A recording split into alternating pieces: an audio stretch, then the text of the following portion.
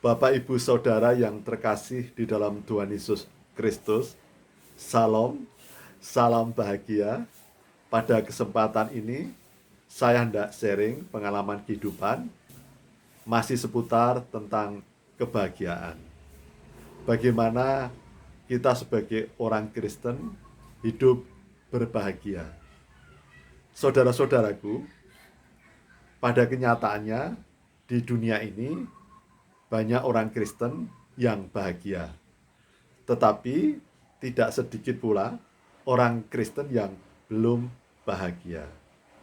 Mengapa orang Kristen bahagia dan mengapa orang Kristen belum bahagia? Walaupun orang Kristen yang belum bahagia bisa jadi rajin ke gereja, rajin beribadah, rajin pelayanan, rajin berkhotbah bahkan. Kemudian juga rajin mendengarkan firman Tuhan, membaca firman Tuhan. Tetapi mengapa belum bahagia? Lalu mengapa banyak orang Kristen yang hidupnya berbahagia? Saudara-saudaraku, menjadi orang Kristen yang rajin beribadah, rajin pelayanan, rajin membaca dan mendengarkan firman Tuhan, itu sangat baik dan harus sebagai keharusan. Tetapi Tuhan berkenan dan berkeinginan orang Kristen tidak saja secara fisik, secara lahiriah, rajin beribadah di gereja, rajin pelayanan, rajin mendengarkan firman Tuhan. Tetapi Tuhan berkenan kepada orang Kristen yang rajin beribadah, rajin pelayanan, rajin membaca firman Tuhan. Semua apa yang dilakukannya, baik itu beribadah, baik itu pelayanan, baik itu rajin mendengarkan firman Tuhan, adalah dalam rangka hidupnya sungguh semakin dekat, erat, melekat dengan Tuhan. Yang kedua, orang-orang Kristen yang berbahagia adalah hidupnya selalu berusaha rendah hati, bahwa mereka menyadari Tuhan yang berkuasa, Tuhan yang maha tinggi, yang layak ditinggikan, dan kita sebagai manusia sungguh harus merendahkan diri, bersujud sungkur di hadapan Tuhan. Hindarkan kesombongan, kepongahan, dan kecongkaan. Seperti yang sudah disampaikan di Mazmur, bahwa Tuhan berkenan kepada seseorang yang merasakan bahwa jiwanya hancur, hatinya patah dan remuk. Itu sungguh berkenan di hadapan Tuhan. Jadi jangan sampai orang Kristen itu menyombongkan diri, angkuh congkak, karena kehebatan semua karunia itu dari Tuhan dan milik Tuhan untuk dipersembahkan menjadi berkat demi kemuliaan nama Tuhan, bukan kemuliaan diri sendiri. Kemudian yang ketiga, orang Kristen yang bahagia itu akan hidup taat dan setia kepada Tuhan. Seperti yang disampaikan di dalam Mika dan Yefanya, bahwa lakukanlah hukum-hukum Tuhan, taat dan setialah atas perintah-perintah Tuhan.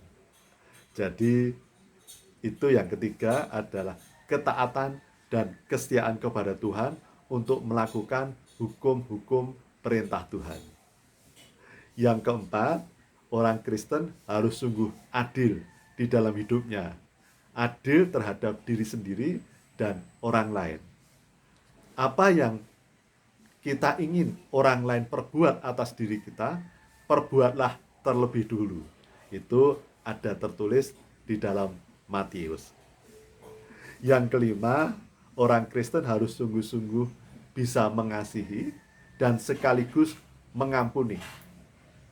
Kita harus berdoa kepada orang-orang yang pernah membenci kita, yang menyakiti kita, sehingga kita membalas kejahatan dengan kebaikan.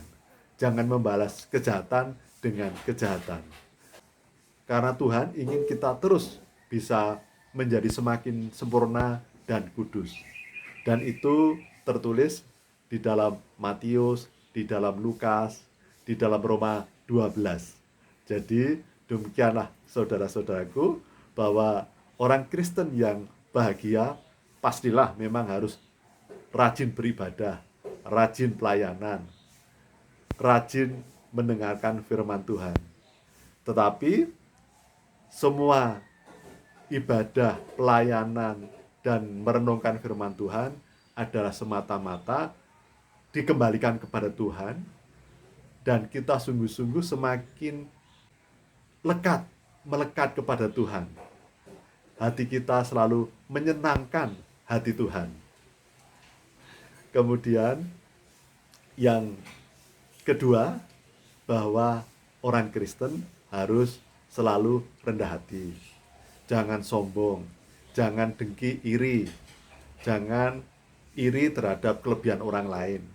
Karena setiap orang memiliki karunia yang berbeda, yang orang lain tidak punya. Tetapi juga jangan mencari-cari kesalahan orang lain. Senangnya melihat kekurangan orang lain, padahal dirinya setiap orang punya kekurangan. Dan yang kemudian yang ketiga adalah kita harus harus taat dan setia melakukan hukum-hukum perintah Tuhan. Yang keempat, kita harus adil terhadap diri kita dan kepada sesama. Apa yang kita ingin orang lain perbuat kepada kita, perbuatlah terlebih dahulu. Yang kelima, kita harus sungguh-sungguh mengasihi dengan tulus. Dan sekaligus berarti bisa mengampuni. Mengampuni orang yang pernah menyakiti, yang pernah membenci, yang pernah mengkhianati, memfitnah, yang pernah menghancurkan hidup kita. Dan itu memang tidak mudah. Tetapi itu perintah Tuhan yang sudah ditulis di Matius, kemudian di Lukas, dan di Roma 12, dan yang lainnya. Demikianlah saudara-saudaraku, jika saudara-saudaraku ingin berbahagia, paling tidak 5 hal tersebut bisa kita lakukan di dalam kehidupan kita sehari-hari, dan saya yakin bahwa Tuhan akan memberikan kebahagiaan, damai sukacita surgawi. Kebahagiaan surga akan kita rasakan di dunia ini. Dan Tuhan akan memberikan berkat karunia yang akan semakin melimpah yang kita rasakan di dalam hidup kita. Tuhan memberkati. Salam, salam bahagia.